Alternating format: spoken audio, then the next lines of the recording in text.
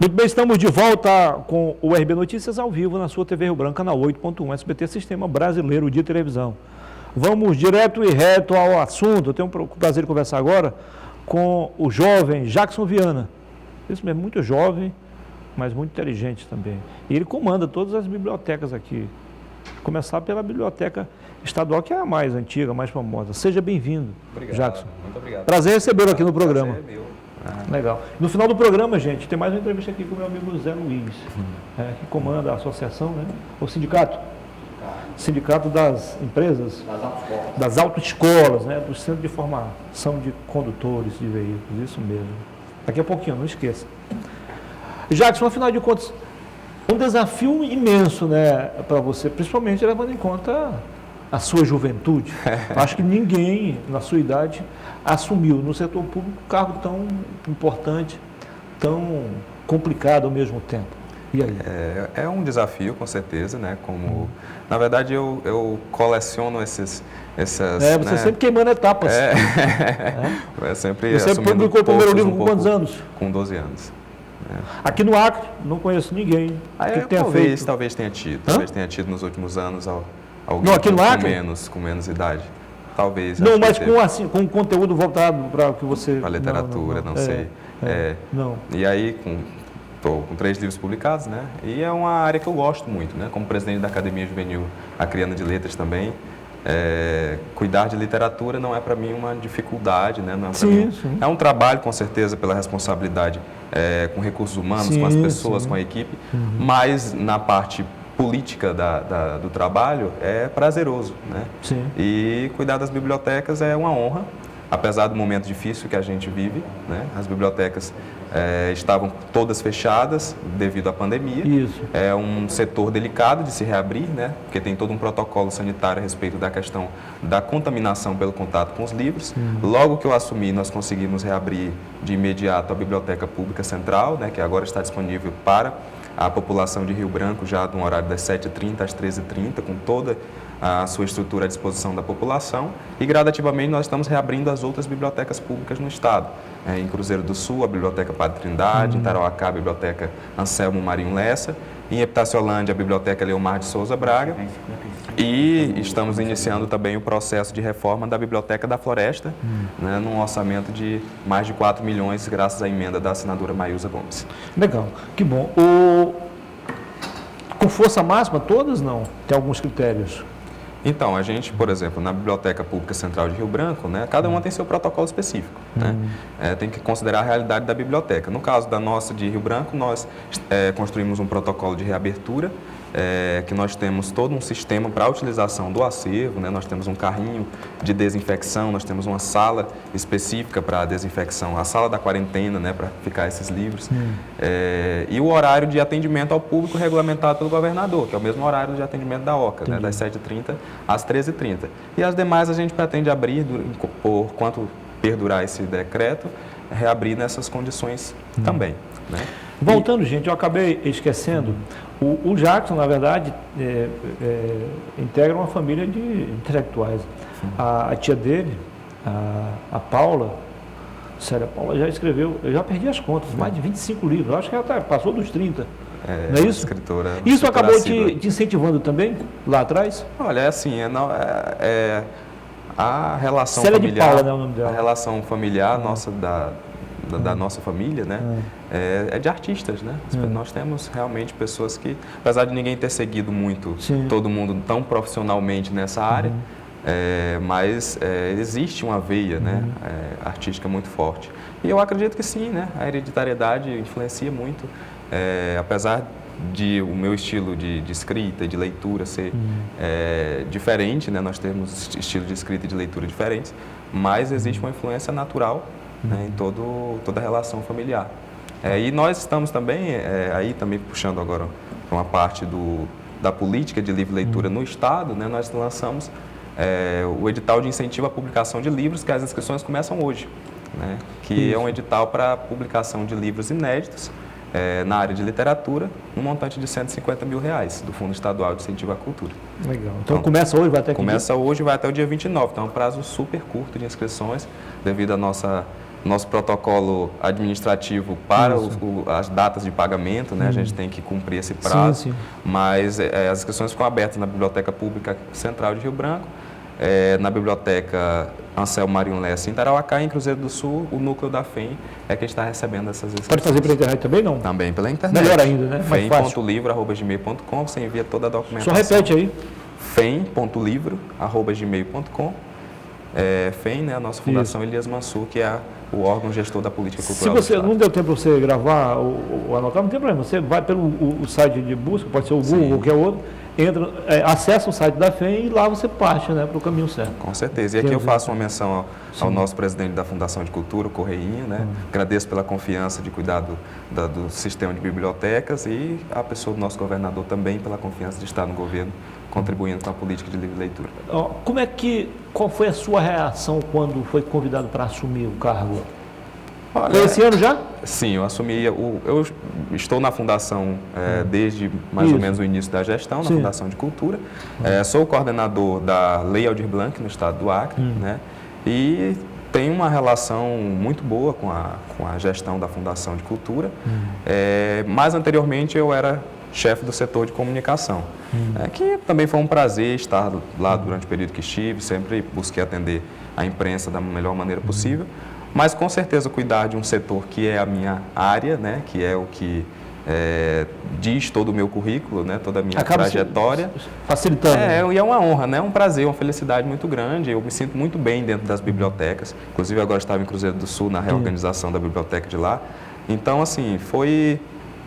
também uma realização de um sonho, né? Porque você cuidar de um setor que você sempre se preocupou e que em determinado momento você esteve dizendo que não, acho que isso aí deveria acontecer assim, assim, chega o momento de você dizer, não, então eu disse que era para ser assim e agora a gente tem que demonstrar que consegue, né?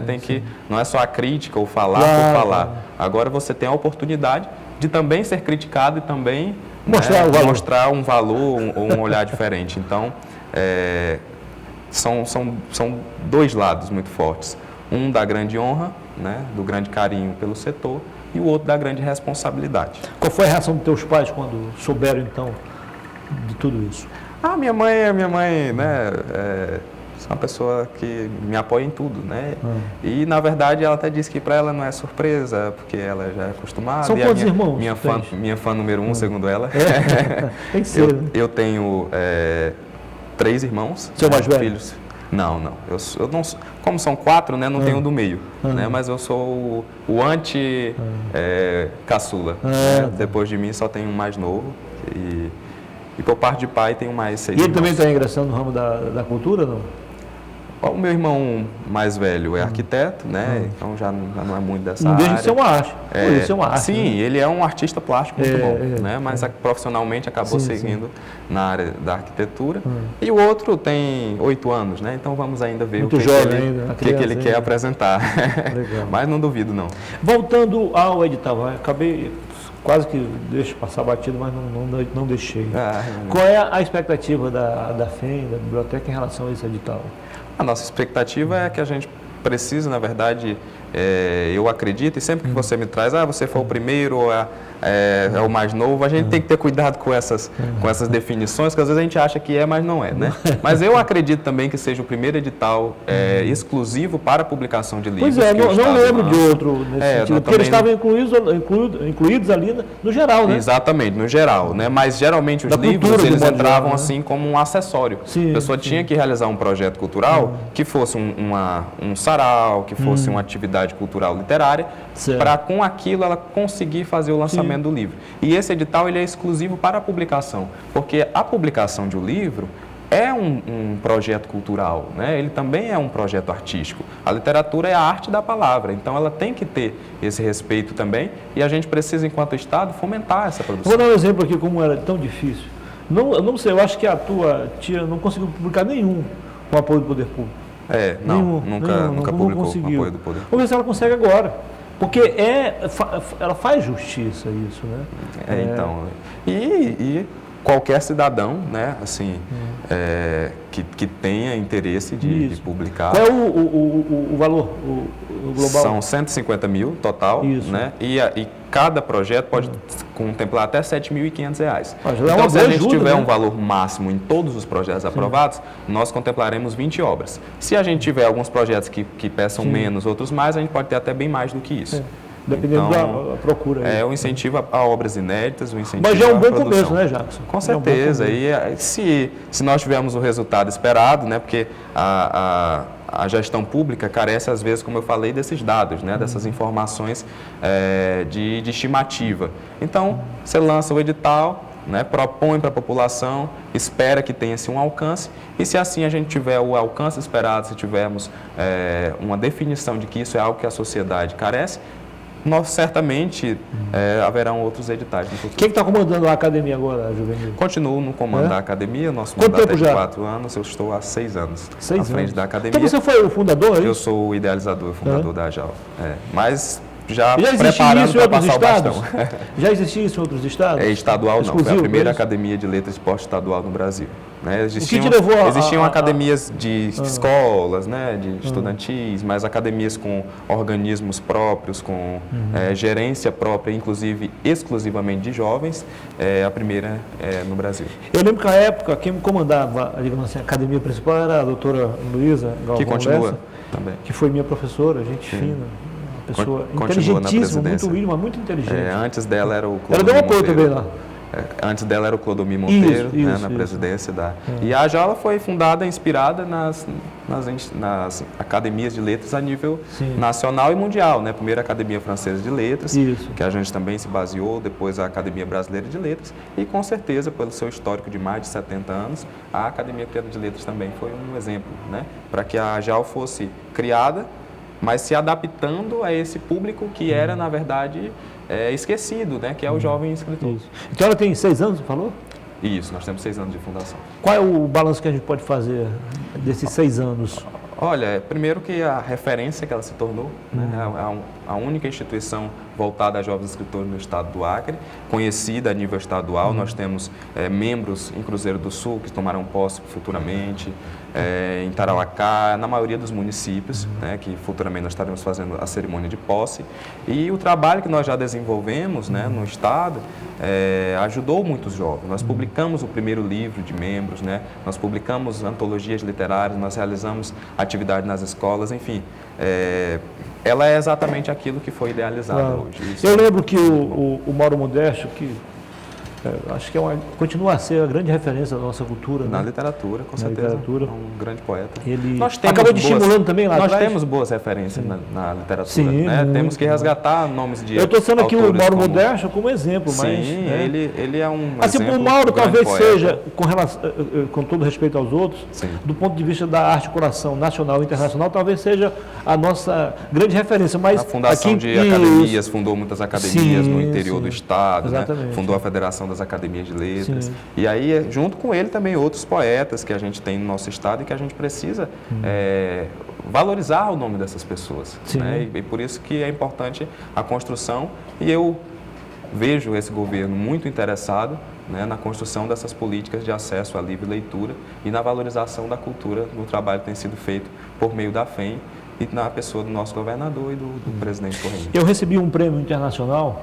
graças ao Mauro Modesto. Maravilha. Evidentemente, tive alguns méritos, mas não fosse a intercessão dele, não teria chegado. Reconhecido pela Academia Brasileira de Letras, Academia de Letras de Portugal. E muitos aqui também do Brasil, não só do Acre, mas de outros estados também conseguiram, graças a essa influência dele, de divulgar as coisas daqui para lá e trazer as coisas de lá para cá, fazer esse intercâmbio. Que bom.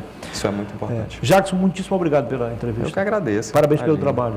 E obrigado também pela atenção que você teve conosco, cedendo o espaço. Gente, sábado às 7 da noite, você está convidado também, evidente, para sua casa. Estarei.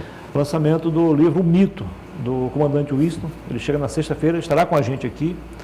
E daqui a pouquinho a gente vai colocar o vídeo dele também, já chamando o pessoal. Muito obrigado pela...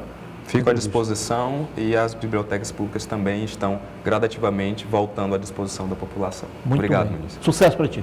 Igualmente. Depois do intervalo, eu volto para conversar com o meu amigo Zé Luiz, presidente do Sindicato das Autoescolas. Tudo isso em 2 minutos. Até já. Pra quem não tem tempo, não.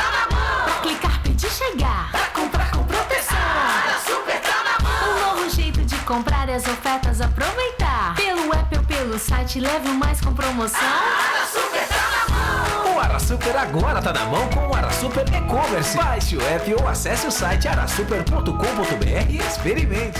AraSuper, sempre ao seu lado. E agora na palma da sua mão.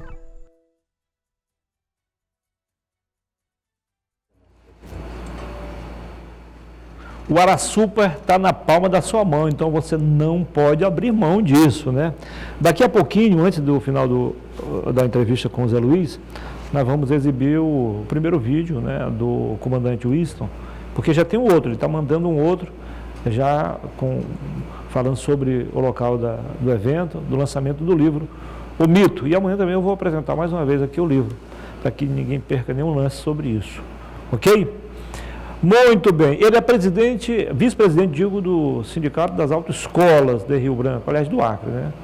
José Luiz está com a gente, seja bem-vindo. Prazer recebê-lo aqui.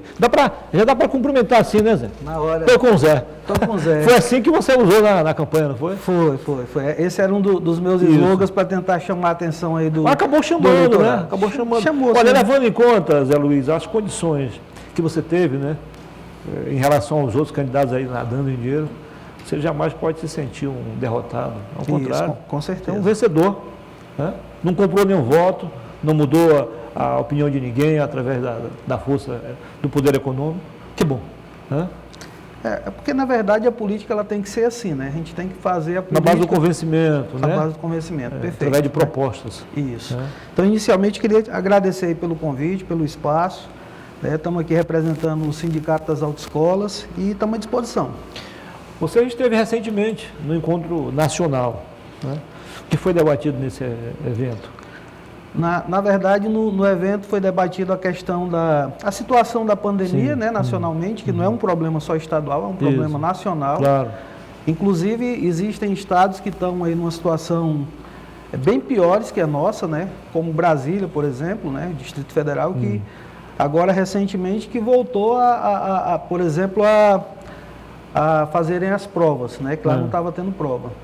E dentre outros assuntos aí também teve as inovações tecnológicas aí, que logo mais a gente teremos aí na formação dos condutores.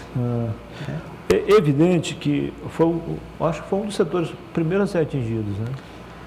Verdade, infelizmente. Como é que, evidentemente, você tem outros segmentos, né? Tem outras alternativas econômicas. Agora, quem vive exclusivamente disso teve uma situação muito difícil, né, Zé Luiz? E aí? Na realidade, assim, eu pessoalmente, eu tenho, né, 2 pequenas drogarias, mas a minha atividade principal é a autoescola, e é onde eu tenho o maior número de funcionários, né? Eu sei. E igualmente a mim também são todas as outras autoescolas, mesmo quem tem uma segunda atividade, mas a sua atividade principal é a autoescola. Sim. Então, a pessoa com a renda, por exemplo, quem é militar, quem trabalha no Tribunal de Justiça ou em outras atividades, a maioria deles, o salário deles não dava para, por exemplo, para pagar a folha salarial dos funcionários. Por quê? Porque a gente não estava tendo receita nas autoescolas, né? Então, assim, como você bem disse, a gente foi um dos primeiros setores a ser atingido. Fecha e vamos ver o que dá, né? Só que inicialmente a gente achou que seria 15 dias, depois 30 dias, eu sei que findou sendo 5 meses, né? No ano de 2019. A gente tinha um conceito de quarentena, como o nome diz, de 40 dias, né? Isso.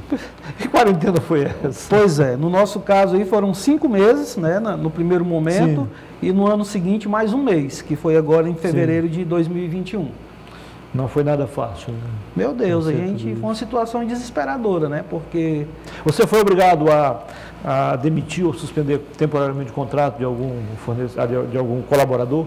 A gente precisou, sim, né, tomar essa medida aí de suspender para poder manter o emprego das pessoas, né? E a gente se virou para tentar conseguir suprir de alguma maneira, né? E através do sindicato, por exemplo, a gente conseguiu algumas coisas legais, assim, que deu para dar uma amenizada no sofrimento. Que, por exemplo? A gente conseguiu mandar cestas básicas, né, para praticamente todos os municípios do estado, né, para os instrutores, para as autoescolas.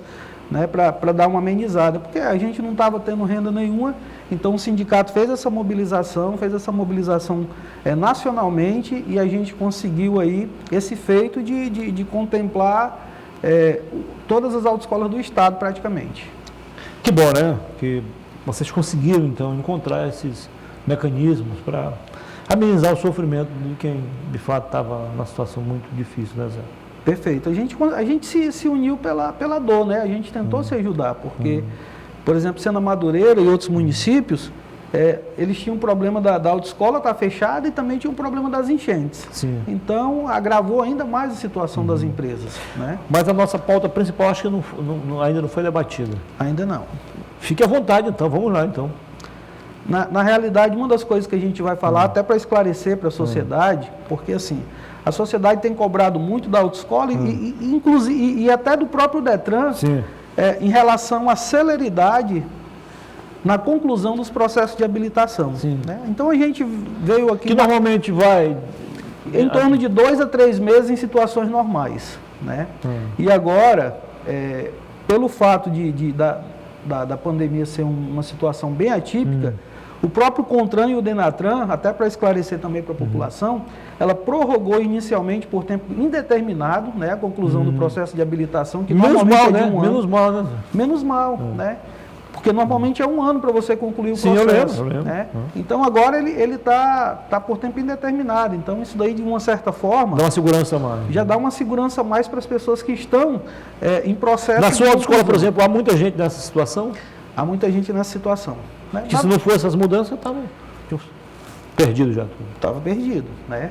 Estava perdido. Porém, graças a essa situação aí, então os processos eles foram prorrogados. Então, a população ela pode ficar tranquila que quem está matriculado, todas as autoescolas do estado são autoescolas que têm condição de atender, têm a capacidade tanto de pessoas, instrutores, seu quadro funcional e de veículos, né, para atender toda a sociedade. Então a gente quer... Agora, claro, a gente está vivendo algumas situações atípicas. Por exemplo, todo mundo pressiona as autoescolas e pressiona o Detran também. Sim. Porque todo mundo quer viajar, todo mundo quer um emprego, então está na mesma situação. Só que a gente não consegue. Por quê? Porque a gente está trabalhando numa lista de espera. Sim. As autoescolas até conseguem cumprir o seu papel de preparar o candidato. A gente forma o candidato em tempo hábil. Só que o Detran não avalia. Então, o que acontece? Se a gente acelerar alguns processos, lá na frente, quando a pessoa for fazer, por exemplo, a prova teórica, a prova de moto ou a prova de carro, corre risco de ela ter esquecido parte do que ela aprendeu. E o que está acontecendo, Zé? Agora mesmo eu passei aqui, tem uma unidade do Detran aqui, não sei o que, acho que é a renovação de documento de veículo, acho. O licenciamento, alguma coisa assim. É uma fila, parece que não acaba. Fizeram um mutirão, que acabou no dia 15, e parece que também não resolveu. O que está acontecendo? Assim, por questão do próprio decreto, né, claro que eu não posso responder pelo Detran, mas eu vou falar pelo conhecimento que eu tenho. Pelo fato do próprio decreto, eles estavam com primeiro passaram 6 meses sem atendimento. Aí vai acumulando a demanda. Já é a primeira situação. A segunda situação é que eles voltaram com uma capacidade de atendimento reduzida, né?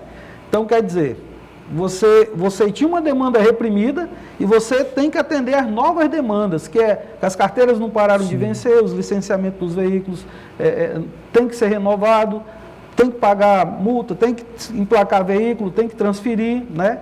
Então isso gerou aí uma carga muito grande no Detran, no órgão. E o órgão, ele ainda não tem estrutura para resolver o problema anterior e o problema atual, né? Então ele está resolvendo de forma gradativa. Eu acho até que, graças a Deus, pelo menos para as autoescolas, a gente já está em uma situação bem melhor, né? Que a gente inicialmente, de 35 alunos, Muniz, que a gente podia atender, a gente só estava atendendo 10, né? Então a gente tinha que se dividir em 3, 4 turmas, às vezes ter que dar aula no final de semana para poder atender a demanda, né? A gente preparava o aluno, mas o Detran também não avalia, né? Não estava avaliando, então ficava nisso. Mas aí, por conta de algumas ações, e agora a gente mudou a classificação também do Covid, então o Detran já está atendendo com a capacidade de 80%. Então, uma tendência agora, a partir desse mutirão que vai ter agora no mês que vem, se Deus quiser, é a gente dar vazão aí nesses alunos aí que estão com os processos parados. Que bom. Eu lembro que em 78, na Copa da Argentina 78, Sabe quantas autoescolas existiam em Rio Branco? Chuta aí. Não sei. Duas. Autoescola Santos, que eu nem lembro onde era o endereço. Próximo ao Detran, era sempre ali. Antigo Detran no Aviário. Certo. E a Autoescola Machado. Hoje só existe o despachante. Eu acho que a autoescola não existe. Não, ainda existe. Existe até no meu amigo, Isso. amigo Tiago. Não, é do Rômulo. Do Rômulo Machado. Que é da mesma família, né? Isso, são irmãos. Isso. Bom, é só isso. Quando eu me habilitei a primeira vez, em 88, já existiam 5. A pergunta é a seguinte, não tem autoescola demais hoje, não? Há demanda para tudo isso, Zé? Pelo estudo que a gente teve, o estudo de viabilidade de negócio e tal, um estudo que a gente fez com o Sebrae, Rio Branco, por exemplo, era para ter apenas 14 autoescolas. Né? Só que como a autoescola é uma concessão pública, envolve política e várias situações, gestores, diretores anteriores, eles abriram várias concessões. Então chegou a ter na capital 22 autoescolas. Né? Hoje nós temos 18. Porque o que acontece? Como tinha uma concorrência predatória, né? Então alguns companheiros, infelizmente, eles não conseguiram se manter no mercado por conta de várias situações, né? Dentre elas, preços impraticáveis para a sobrevivência do seu negócio. Concorrência predatória, essa aí foi boa. Não é nada republicano, é nada honesto, né? Exatamente, esse foi um dos problemas. Mas isso está sendo superado já, Zé? É aquilo que eu te disse, a gente está se reorganizando e está se unindo pela dor. A gente está tendo a ideia do sindicato agora é a gente profissionalizar o setor. Tanto para a gente ter profissionalizar mais ainda o setor, tanto para a gente ter uma melhor formação, né, dos alunos e com isso a gente ajudar aí a diminuir os índices de acidente de trânsito, como para ter também uma valorização do nosso serviço, uma valorização dos nossos funcionários e etc. Porque, só um dado para te entender, Muniz, para você e o nosso telespectador, a gasolina mais cara do Brasil é a gasolina do Acre. E uma das carteiras mais baratas do Brasil também é a carteira do Acre. Ainda bem, né? Ainda bem, né?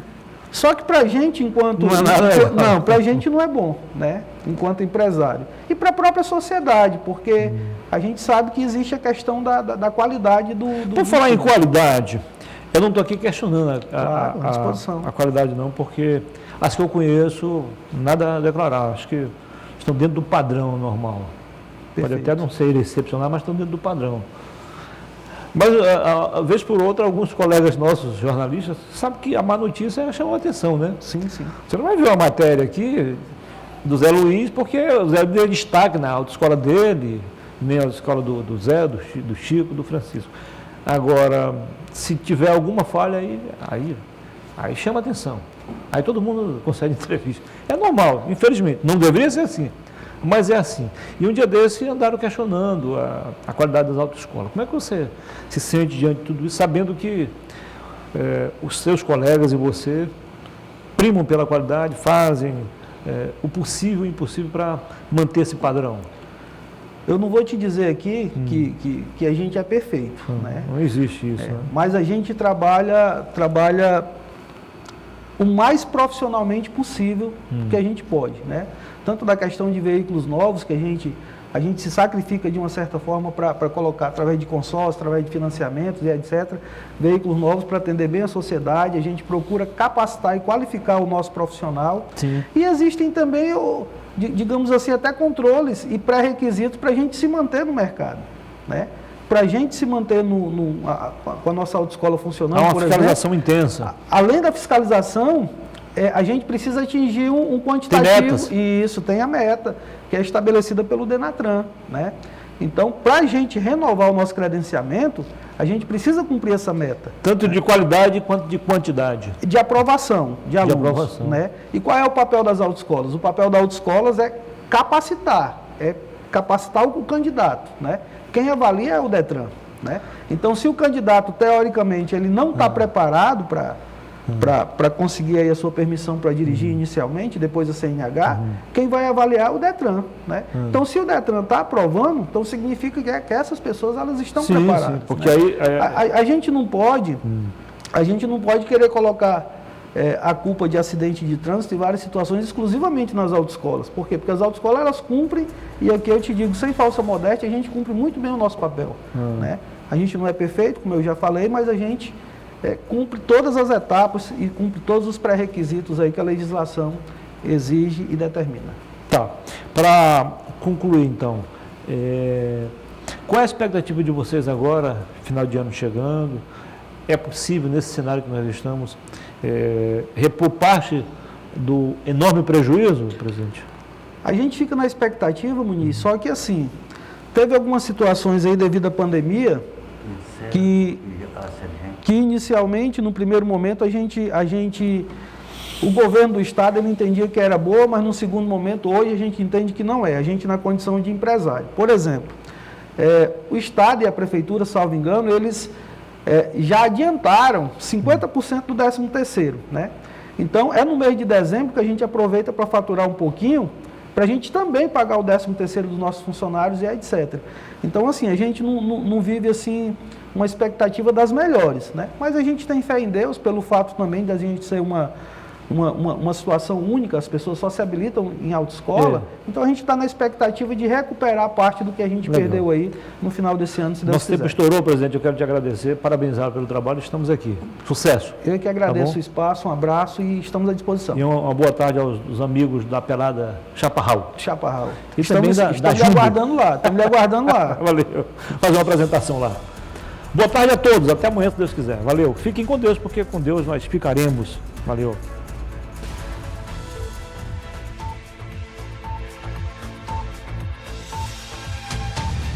TV Rio Branco, SBT Canal 8. A TV que você vê.